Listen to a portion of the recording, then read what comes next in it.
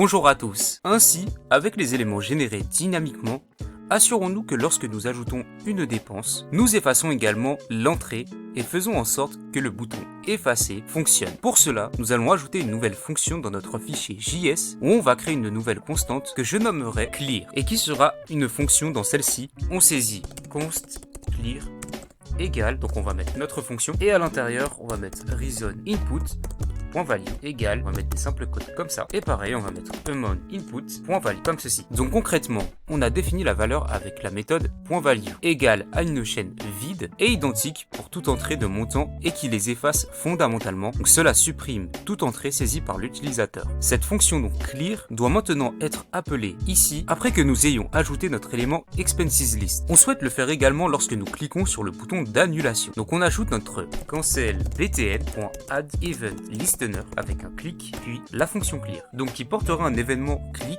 Lorsque ce bouton sera enfoncé, je pourrai simplement pointer sur effacer avec notre clear. On va apporter une référence à notre fonction pour que cela soit exécuté de manière dynamique. Lorsque ce clic se produit, il exécutera cette fonction pour nous. Donc on enlève les parenthèses, voilà. Donc on sauvegarde notre progression, on retourne sur notre application et on va entrer donc facture pour 15 et on clique sur effacer. Cela est bien effacé. Parfait. Maintenant, assurons-nous d'obtenir une dépense totale en bas de notre application et pour cela, dans notre code HTML, nous pouvons ajouter une nouvelle rangée en dessous de la dernière avec IonCall en décrivant la somme à cet endroit.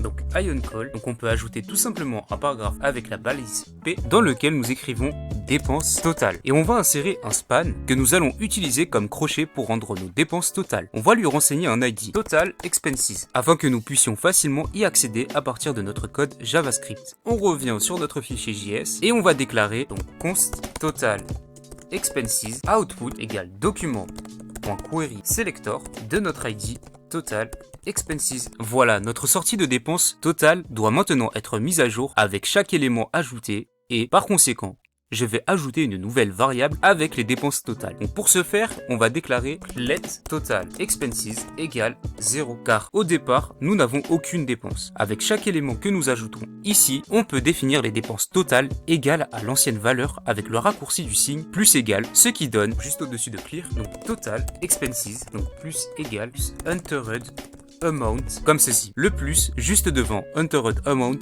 sert à convertir cette chaîne par défaut pour que toute valeur extraite de notre élément d'insertion, donc input, passe de string, donc de chaîne de caractères, en number, en nombre, qui est ensuite ajouté au total des dépenses que nous avions auparavant, ce qui permet de mettre à jour les dépenses totales. Et donc après avoir mis à jour, on peut définir ici le contenu textuel de la production totale de dépenses, de manière à ce que celui-ci ne soit pas uniquement stocké en mémoire JavaScript, mais également écrit dans le DOM, ce qui nous donne total expenses output.textContent égale total expenses. Donc on recharge notre application, on saisit une facture de 6 €, puis je suis allé au cinéma, ce qui m'a coûté 8 €, et nous avons notre dépense totale qui s'affiche juste en dessous. Donc c'est parfait. Maintenant le style peut être amélioré, en particulier sur les grands écrans. Et c'est ce que nous allons voir ensemble dans la prochaine vidéo.